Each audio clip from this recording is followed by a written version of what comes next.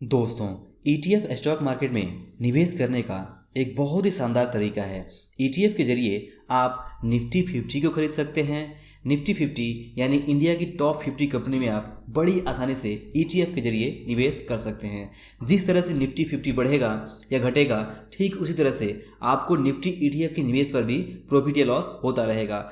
इसके अलावा आप ETF के जरिए गोल्ड यानी सोने में भी निवेश कर सकते हैं और जिस तरह से मार्केट में गोल्ड के भाव बढ़ेंगे या घटेंगे, ठीक उसी तरह से आपके गोल्ड ETF पे जो निवेश है उसके अंदर भी जो तेज़ी है उसका लाभ लेकर आप अच्छा प्रॉफिट कमा सकते हैं।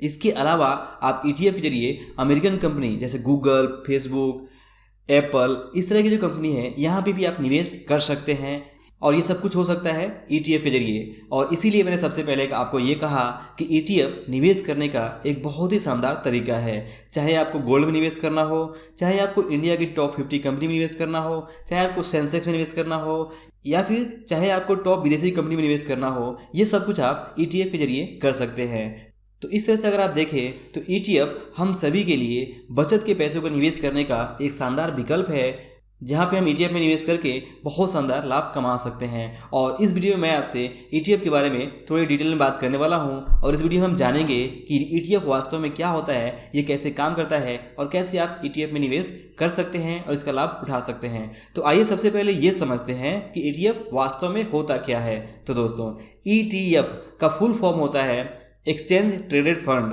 और वास्तव में ETF एक म्यूचुअल फंड का ही टाइप है। जी हाँ दोस्तों, ETF जिसका फुल फॉर्म है एक्सचेंज ट्रेडेड फंड, ये अपने आप में कुछ और नहीं बल्कि म्यूचुअल फंड का ही एक टाइप है। और इस तरह के म्यूचुअल फंड को ETF यानी एक्सचेंज ट्रेडेड फंड इसलिए कहा जाता है क्योंकि ETF स्टॉक एक्सचेंज मार्केट जैसे कि NSE या BSE में ट्रेड होते हैं।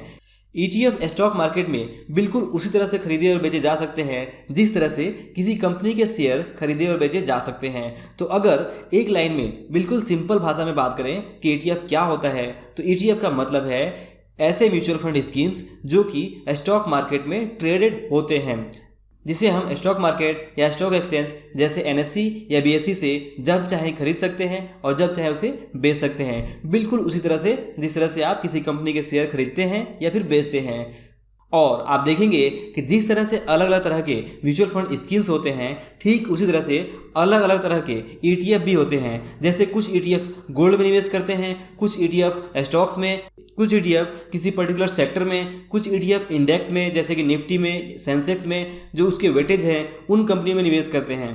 और इसी तरह से कुछ ETF ऐसे होते हैं जो कि विदेश में जो स्टॉक मार्केट है, जैसे अमेरिकन जो कंपनीज है, अमेरिकन जो स्टॉक मार्केट है, वहाँ की कंपनियों में निवेश करते हैं। तो आइए अब ETF को हम थोड़ा प्रैक्टिकली समझते हैं।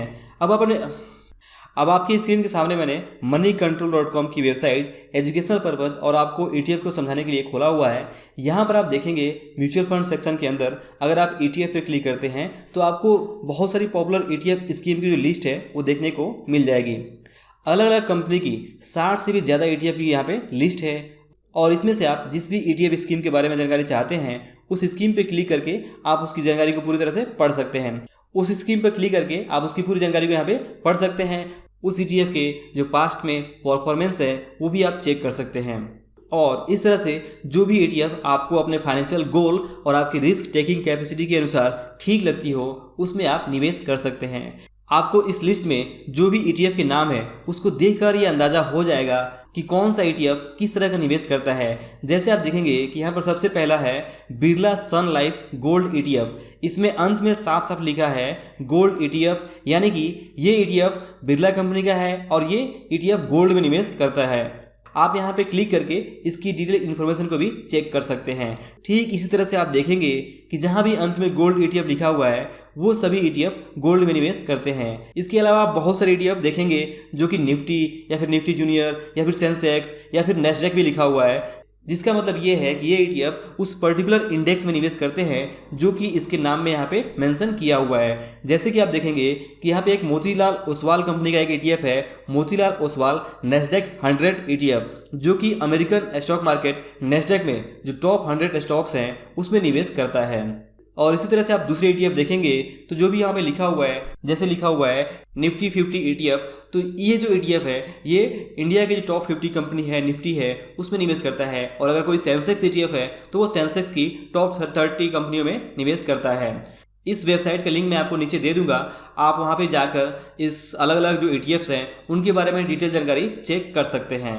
तो दोस्तों यहां तक एक बात क्लियर हो गई कि ETF वास्तव में एक म्यूचुअल फंड का टाइप है और दूसरे म्यूचुअल फंड और ETF में सबसे बड़ा फर्क ये है कि ETF को हम किसी भी दूसरे शेयर की तरह से खरीद और बेच सकते हैं, जबकि जो दूसरे म्यूचुअल फंड स्कीम्स होते हैं उन्हें हम डायरेक्टली स्टॉक मार्केट में खरीद और बेच नहीं सकते।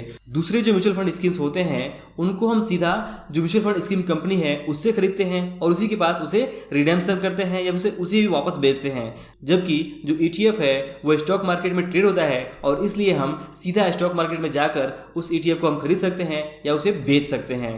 और अगर बात करें ETF के प्राइस की तो आप बिल्कुल देख सकते हैं कि हर एक ETF का अपना एक अलग अलग प्राइस होता है।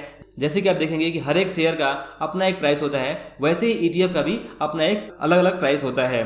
और जब भी स्टॉक मार्केट चालू होता है तो डिमांड और सप्लाई के अनुसार अलग अलग जो ETF हैं उनके जो प्राइस हैं वो घटते और बढ़ते रहते हैं। अगर आप देखें तो अभी फिलहाल गोल्ड ETF की जो प्राइस है वो यहाँ पे कुछ 4000 के आसपास आपको देखने को मिल रहे हैं, जबकि निफ्टी 50 वाले जो ETF हैं उनकी कीमत 100 रुपये से लेकर 1000 रुपये के आसपास है।